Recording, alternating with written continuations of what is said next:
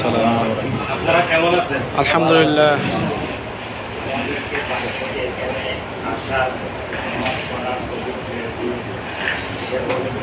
আমরা একবার শুকরিয়া আদায় করি সবাই বলে আলহামদুলিল্লাহ। আলহামদুলিল্লাহ।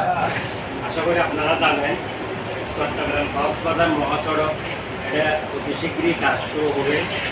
তো আমাদের এই মসজিদটা পুরোপুরি রাস্তার মধ্যে রাস্তার মধ্যে পড়ে গেছে। আমাদেরকে তারা না কিছু জিজ্ঞেস করছে আপনাকে টাকাগুলো নাকি মসজিদ করে দেন, আমরা কিছু আমরা একটা মেয়ে করবো, আপনারাও মসজিদে করে দেবেন। তো এরা মসজিদ করে দেবে। এর ডিজাইন আনুষঙ্গিক অনেক কাজ বাকি আছে আরও। এই কাজগুলো পরিপূর্ণ করার জন্য আমাদের অনেক টাকা প্রয়োজন।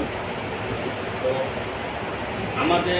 আমরা মসজিদের দায়িত্ব নিচ্ছি এই অক্টোবরের অক্টোবর থেকে। এর আগে কোনো আমরা টাকা পয়সা পাইনি। আগে যিনি সভাপতি ছিল উনি বলছিল ওনার কাছে নাকি 1,70,000 টাকা আছে, মসজিদে কাজ শুরু করলে উনি টাকাটা দেবে। তো আজকে এই মুসল্লিদের উদ্দেশ্যে সবাইকে নিয়ে বলতে চাই, আপনি আপনার টাকা 1,70,000 টাকা আপনার কাছে ডকুমেন্ট আছে, মসজিদ এই ব্যাপারে চেয়ারম্যানের কাছে বিচারও হয়েছে, সবাই জানে। আপনি টাকাগুলো আমাদেরকে অতি শীঘ্রই দিয়ে দেন, না হলে আমরা আইনগত ব্যবস্থা নেব। আর আপনারা যেভাবে সহযোগিতা করতেছেন সহযোগিতা করবেন, সামনেও করবেন। আর একটা কথা হচ্ছে যে এলাকার মধ্যে যারা যুবক আছে মাদকাসক্তির সাথে জড়িত,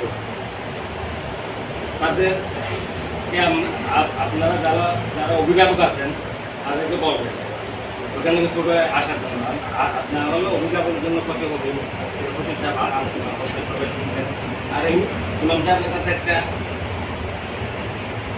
আবেদন রইল, যারা যুবক আছে বেকার, দোকানে বসে সারা রাত জোয়া খেলে, মদ খায়, গাঁজা খায়, তাদেরকে আপনি ডাকবেন, তাদেরকে মোটিভেশন করবেন, মসজিদে নিয়ে আসবেন, নামাজ পড়ার জন্য উৎসাহিত দেবেন।